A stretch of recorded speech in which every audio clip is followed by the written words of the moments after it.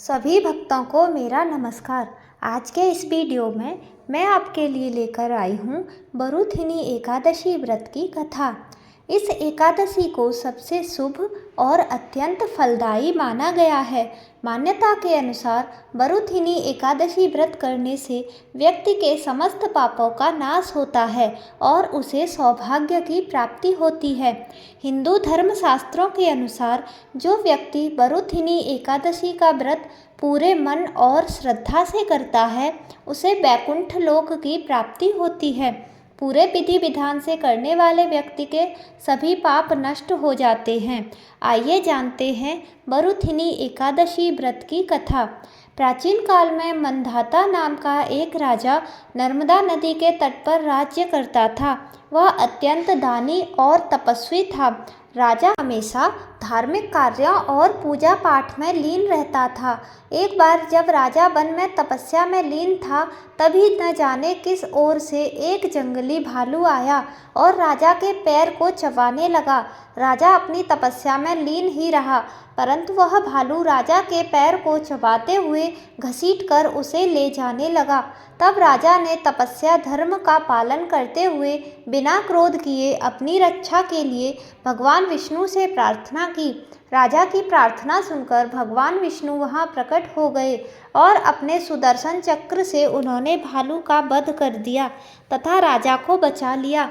राजा के पैर को भालू पहले ही खा चुका था। जब राजा ने अपने पैर की हालत देखी तब उसे अत्यंत पीड़ा हुई। वह अपने पैर की हालत देखकर बहुत दुखी हुआ। अपने दुखी भक्तों को देखकर भगवान विष्णु ने कहा, हे वत्स, तुम शोक न करो, तुम मथुरा जाओ और बरूथिनी एकादशी का व्रत रखकर मेरे वराह अवतार की मूर्ति की पूजा करो। व्रत के प्रभाव से तुम फिर से संपूर्ण अंगों वाले हो जाओगे। भालू के द्वारा तुम्हारे पैर का नष्ट हो जाना तुम्हारे पूर्व जन्म के दुष्कर्मों की सजा थी। भगवान विष्णु की आज्ञा को तुरंत मानकर राजा मंधाता ने मथुरा जाकर पूरे श्रद्धा और भक्ति भाव से बरूथिनी एकादशी का व्रत लिया। व्रत के प्रभाव से शीघ्र ही राजा पुनः संपूर्ण अंगों वाला और सुंदर हो गया। तो यह थी बरूथिनी एकादशी की व्रत कथा। बरूथिनी एकादशी के दिन सुबह जल्दी उठकर स्नान करके स्वच्छ वस्त्र धारण करें। इसके बाद भगवान विष्णु की प्रतिमा को स्नान कराकर उन्हें साफ सुथरे वस्त्र पहनाएं। प्रतिमा को रखने वाली चौकी पर गंगाजल छिड़ककर शुद्ध करें।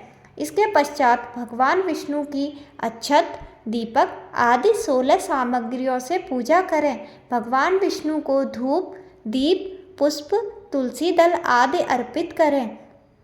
व्रत के दिन भगवान विष्णु को भोग अवश्य लगाएं। रात के समय भगवान विष्णु और देवी लक्ष्मी की पूजा करें। हिंदू मान्यताओं के अनुसार पीपल के पेड़ में भगवान विष्णु का वास होता है, इसलिए बरूथिनी एकादशी के दिन पीपल के पेड़ पर जल चढ़ाना अत्यंत शुभ माना जाता है। बरूथिनी एकादशी के दिन भगवान विष्णु को पीले फल, पीले रंग की मिठाई का भोग लगाना बहुत शुभ होता है। एकादशी के दिन भगवान विष्णु के साथ में लक्ष्मी की पूजा करने से घर में सुख, समृद्धि और धन का आगमन होता है। जो भी व्यक्ति बरूथिनी एकादशी का व्रत पूरे मन और श्रद्धा से करता है उसे मोक्ष की प्राप्ति होती है। जय श्री हरि विष्णु।